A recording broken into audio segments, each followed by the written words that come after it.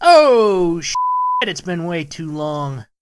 So finally I got a new microphone, and well, you kind of get what you pay for. And it's not the greatest thing. I'm going to have to do a gear review on it. The pop filter works pretty cool. It's like pantyhose or something. I've never seen a pop filter before, but it's been working out pretty well. Anyways, there's quite a few things to talk about, actually, since the hiatus. Texas is making it a thing that certain businesses could face a $10,000 fine for gun-free zone signs. Whoa. While this could spur constitutional issues, it does face support from Open Carry Texas and the National Rifle Association.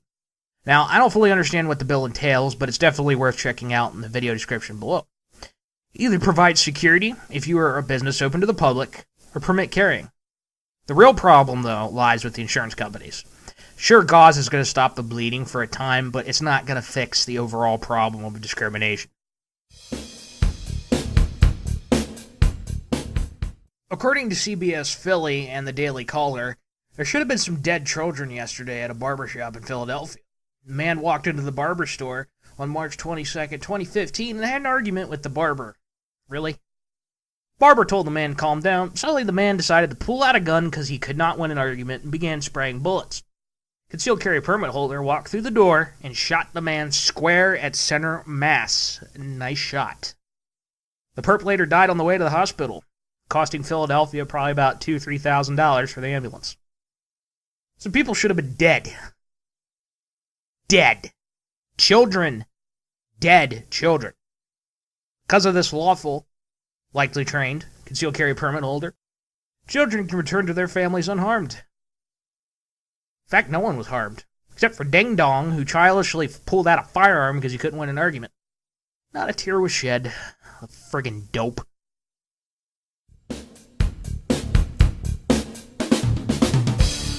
So we've known about the Glock 42 for about a year now. I've held one.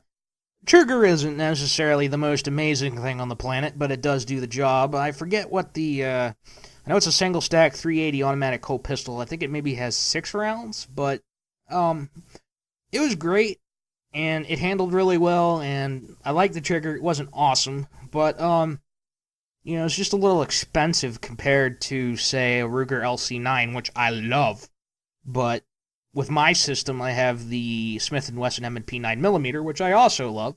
The Ruger LC9, by the way, I'll say has a better trigger. So, Glock 42. What was the point? Now we have a single-stack 9mm Glock, the Glock 43. This thing will sell like hotcakes. It's about the same size as the Glock 42, so what? Why did we release the Glock 42 when you can just get a little bit more firepower in the same portable package? I mean, come on, guys. Is it really worth paying that much money for a 380 auto when you can just get the 9mm? I mean, okay, some people are Glock people. I think they're great. I think they're alright. But here's the thing. If I want a boutique gun, and I want a boutique experience, I will go to a boutique seller and buy this boutique firearm. Hey, but let me hold you for a sec. I'm not discrediting the Glock here. I'm just saying they're a little pricey. But they frickin' work. They are the AKs of handguns. So, what do I think about a single-stack Glock 9mm? About time. It's gonna sell like frickin' hotcakes. So, it's just kind of like, why did you guys do the 42? To hold people over until the next year? It's just like, I mean, yeah, you can get a Glock single-stack 380, but there's so many better options than this gun. I mean, again, I don't want to put it down, but, I mean, come on, Glock.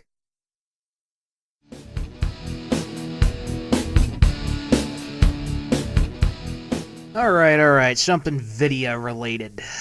Because of all the anti-Gamergate journalists being a bunch of pingers, you can't really look anywhere like, Kotaku or Ars Technica or any of that. So, video-related.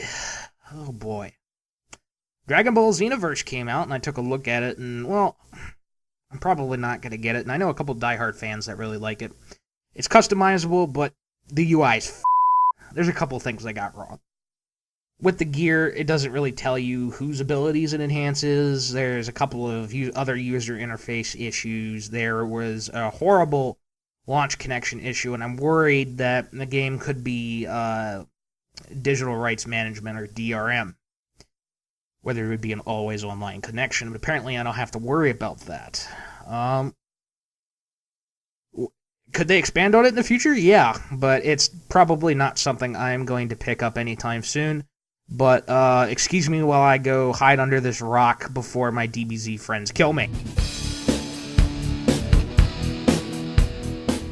Oh, there's another one. So we had to drive north and west because apparently my one of my buddies told me there's a farmer's market called Zerns out in Gilbertsville, Pennsylvania, and I thought, we might give it a try, see if they got some retro video.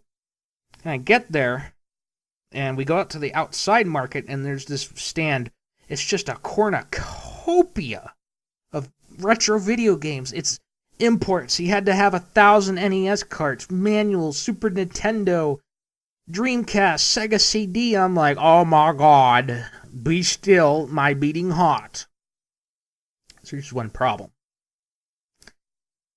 Copy Contra. Loose copy. Should be going for $30. Dip Dong wants $75 for it. What? Box copy of Top Gear 2. Absolutely condition box. Offered him like $5-10. Wants $45. Go blow a bag of penis. Okay? But I've got the best collection in Zerns. I don't give a f***. If you're going to be a scalper, I'm not buying from you, jackass. Unfortunately, he's bought most of the people out. There's another retro video store there, but it's the same deal. They always want... Okay, I can understand eBay prices on some hard-to-get things because, it's a convenience fee. They went out to go get it. But when you want twice eBay price, you could go f*** yourself. I'm not paying for it.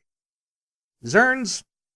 There's a card shop in there for Magic the Gathering. I mean, that's probably only the most interesting thing I found in there. The gun shop that they had was a goddamn disgrace. $200 for a failed background check? What the f*** are you smoking? Anyways, a lot of fun digging through their Magic cards, free land, stuff like that. But other than that, Zerns, if I were not buying from the local Amish and Mennonites, it's a pass. Stay away from it.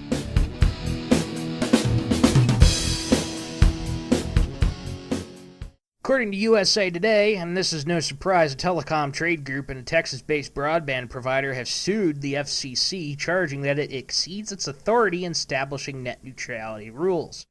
Oh, really? Well, Congress kind of delegated the authority to the FCC, which, by the way, is 100% constitutional. Look, I'm not backing up a federal bureaucracy. I'm just saying that when Congress wants to delegate certain powers to bureaucrats, they can usually legally do so. So, I know U.S. Telecoms, Comcast, Verizon, all those guys, they really don't like the new net neutrality rules where they can't throttle and f*** everybody in the penis. But, Tom Wheeler did some really good stuff. I was pretty surprised that he turned away from his previous handlers. And now that there's more rules in terms of how broadband is regulated, and that it'd be regulated like it was a... what's the word I'm looking for? Like it was a utility. So, according to this USA article, the reasoning that it exceeded its authority is because the ruling on broadband was arbitrary, capricious, and an abuse of discretion. How about you guys just don't like what the FCC is doing to protect consumers? Which, God forbid, a bureaucracy actually protecting people. God forbid. So apparently AT&T and Verizon, according to the article, are among the members of the telecom broadband group. So, yeah, we knew that was coming. So, yeah, I mean, it doesn't really fall into the scope of what my YouTube channel and Plum-Otaku were about, but it is very important in terms of freedoms for the internet.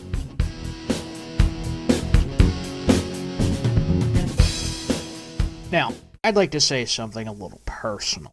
And I know there's nothing that you can really do about this, but When my roommate was going to work this morning, he found that, well, my mail had been sifted through, and the package was completely destroyed, and all the packaging was in the stairwell of our apartment complex. So somebody thought that maybe I had something valuable from Amazon, and were disappointed when they couldn't make money off, me actually having a f***ing job. Let me say something to you, and I know I'm likely never going to catch you. You may be a kid. If I ever catch your dirtbag stealing my mail, I will prosecute you to the fullest extent of the law, and I'm going to make it a pain in the for you until you have given me enough recompense to the point where I am satisfied. Don't steal people's mail. It's a felony. Don't tamper with their mail. It's a felony. Leave my alone. I work for it. Go yourself.